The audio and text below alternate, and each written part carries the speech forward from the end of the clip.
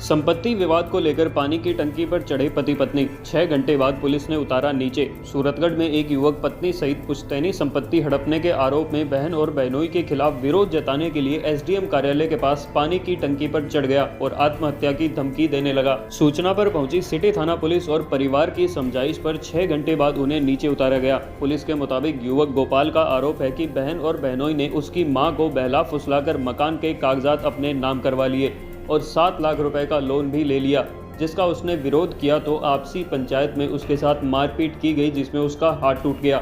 इन सब से तंग आकर उसने पत्नी के साथ पानी की टंकी पर चढ़ने का फैसला लिया। पुलिस के मुताबिक इसे लेकर युवक के ऊपर धारा 122 के तहत कार्रवाई की जाएगी, क्योंकि टंकी पर चढ़ने वाला गोपाल पहले धारा 151 में पाबंद था।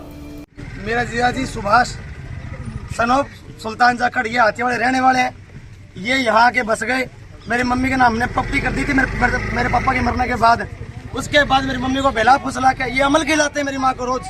मेरी मम्मी जब मेरे पास आती है इसकी उठने की हालत नहीं रहती, लेकिन इनके पास सारे काम इनके बर्तन मांजती, इनके रोटी करती है, सब कुछ करती है। ठीक है, इस पे साइन करा के इन्होंने लोन लिया। हर महीने 15,000 मेरी मम्मी जो भी कमाती है, मेरी पेंशन भी आती है, वो ये खर्चते हैं। और आज की तारीख में इन लोगों ने मेरे बच्चे को मुंह तक साफ कर दिया। मैं दुकान में काम कर रहा हूँ, 3 साल इन लोगों ने बात छिपा के रखी कि हमने तेरे मकान में लोन ले रखा है, और जो मेरे को 3 महीने से घर बिठा रखा है, मेरे बच्चे कहाँ जाए? ये ना मेरे बच्चे, इनकी मैं रात को आया था 3 बजे। ये जी आज करीबन 20 दिन से इनके बहनोई और ये जो गोपाल सेन है, ये साला है उनका, सुभाष है जो इसका बहनोई है।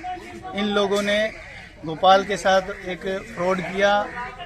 जो गोपाल जिस मकान में रह रहा है उस मकान का पट्टा रजिस्ट्री पर इन लोगों ने बहनोई ने करीब 7.5-8 लाख रुपए का लोन उठा लिया और इसको बताया नहीं। ना इसकी जो 2 और इसके अलावा 2 बहनें और हैं, ना उनकी सहमति ली, ना इसकी सहमति ली। बगैर सहमति के इन लोगों ने लोन उठा के पैसे खा गए। पैसे खाने के बाद में इन लोगों ने जो थी किस्तें ड्यू कर दी। किस्तें ड्यू की तो इसको डर लगा कि मेरे सर से मेरे बच्चों के छत जाएगी, तो इसने थाने के अंदर एप्लीकेशन दी कि भाई मेरे साथ अन्याय हुआ है, मेरे को न्याय दिलाएं।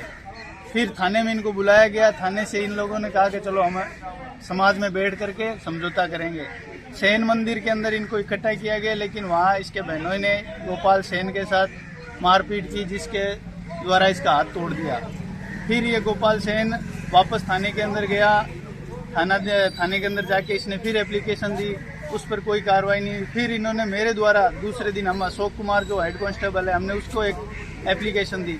उसने भी हमें कोई न्यायपूर्ण जवाब नहीं दिया कि मुझे और कोई काम नहीं है क्या, आपका बीट कांस्टेबल कार्रवाई करेगा।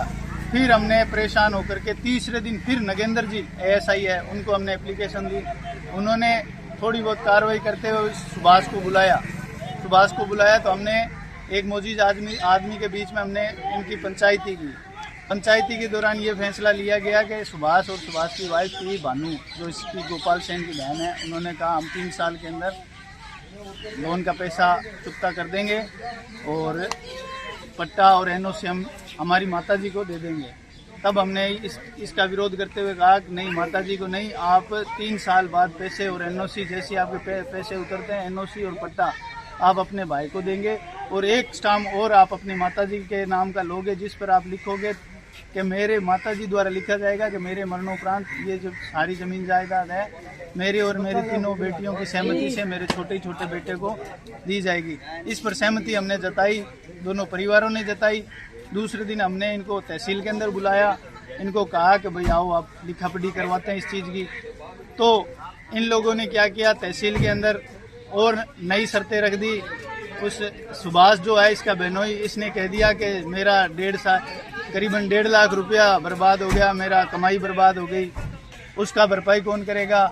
फिर झूठा इस पर आरोप लगाया, इसकी बहनों पर आरोप लगाया कि जो हमने लोन उठाया था उसमें से हमने इन सभी को 50-50 हज़ार रुपये दिए, वो पैसे भी मैं दूंगा नहीं।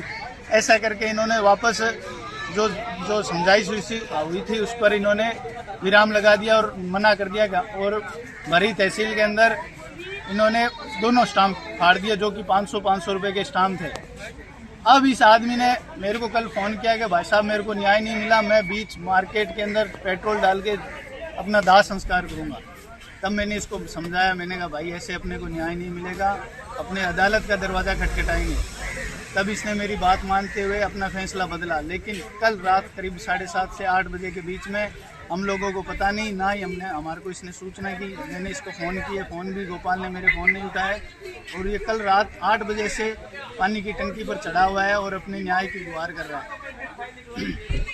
कहना चाहता हूँ, इस मामले को गंभीरता से लेते हुए गोपाल सेन को न्याय दिया जाए, ताकि आगे दूसरे शहर के आमजन हैं उनमें पुलिस के द्वारा विश्वास बना रहे।